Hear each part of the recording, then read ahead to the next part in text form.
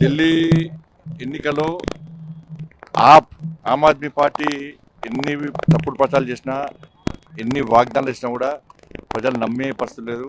ఒక జైలుకు పోయిన వ్యక్తి, అక్రమంగా కేసులో జైలుకు పోయిన వ్యక్తి, అక్రమ సంపాదనలో జైలుకు పోయిన వ్యక్తి, అక్రమ దందాలో జైలుకు పోయిన వ్యక్తి ఇవాళ రాష్ట్ర ప్రజలు ఏ విధంగా పాలిస్తారనేటువంటి విషయాన్ని వాళ్ళ ప్రజలు గమనించారు.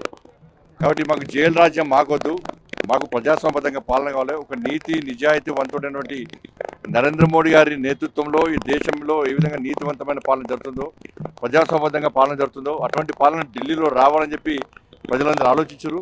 అందుకే చీపుడుతో మొత్తం ఊడ్చి సాఫ్ చేసినటువంటి పరిస్థితి ఇలా ఢిల్లీలో చూస్తున్నాం.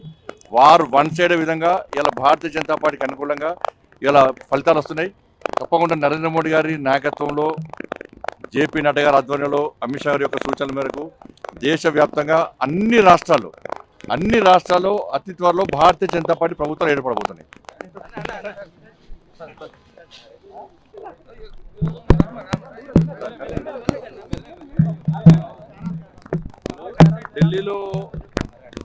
ఢిల్లీలో మేధావి వర్గంతో పాటు, సామాన్య ప్రజలతో పాటు మేధావి వర్గం అంతా కూడా భారతీయ జనతా పార్టీ కోటేసింది.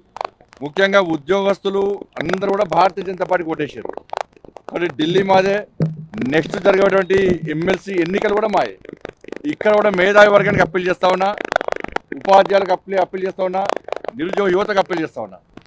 ఎమ్మెల్సీలో ప్రశ్నించేది భారతీయ జనతా పార్టీ. అధికార పార్టీకి ఓటేస్తే ప్రశ్నిస్తే సస్పెండ్ చేస్తారు పార్టీలకు వెళ్ళి.